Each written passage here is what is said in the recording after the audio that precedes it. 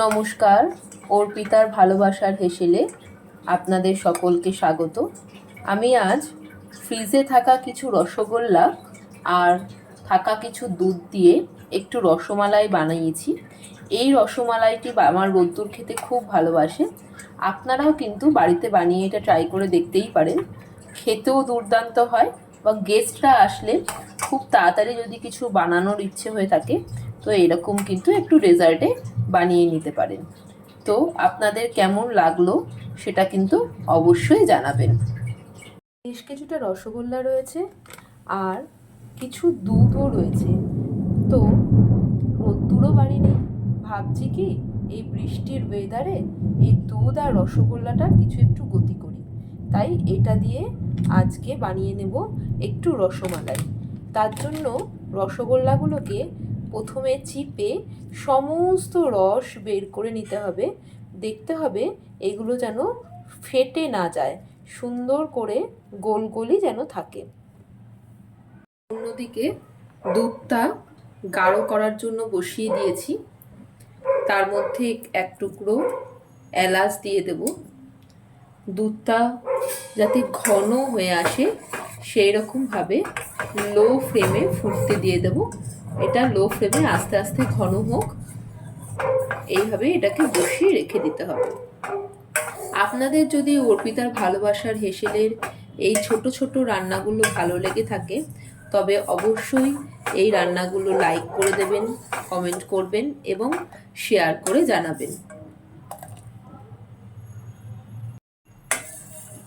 চ্যানেলটি সাবস্ক্রাইব করতে কিন্তু ভুলবেন না। আর আপনারা যদি ঘরে এই রান্নাগুলো বানিয়ে থাকেন তাহলে আমার চ্যানেলে অবশ্যই তার একটা রিভিউ দেবেন।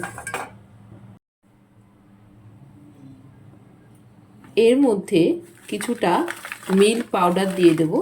এটা দিলে এটা খেতেও ভালো লাগবে এবং ঘনও হয়ে আসবে। এরপর হালকা হাতে এটা ভালো করে মিশিয়ে নিতে হবে।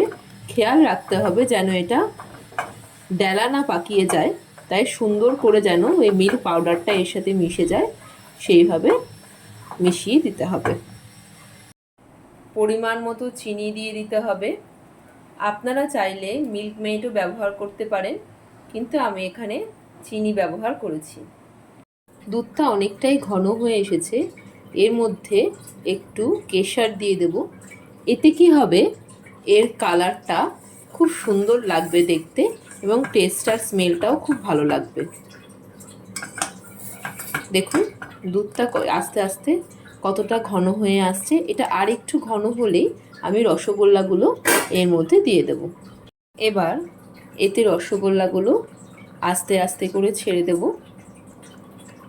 দেখবেন রসগোল্লাগুলো যেন ভেঙে না যায় সেইভাবে কিন্তু এগুলোকে ছাড়বেন।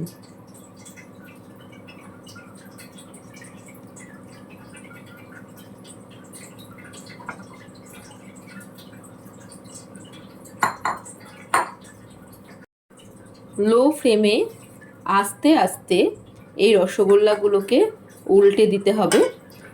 খেয়াল রাখতে হবে একটু যদি হাত এদিক ওদিক হয় তাহলে কিন্তু এগুলো ফেটে যাবে আর দেখতেও ভালো লাগবে না, আর পুরো প্রসেসটাই নষ্ট হয়ে যাবে।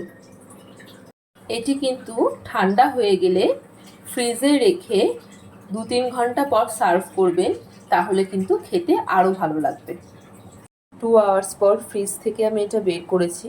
দেখুন কি সুন্দর এটা ঘন হয়ে গেছে, পুরো দোকানের মতো হয়ে গেছে। রোদ্দুরও বাড়ি এসে গেছে। এবার রোদ্দুরকে আমি একটা তুলে দিই, দেখি ও খেয়ে কি বলে কেমন হয়েছে। দূর, তুমি ছিলে না তখন একটা জিনিস বানিয়েছি, দেখো রসমালাই কেমন হয়েছে, খেয়ে দেখো তো একটু।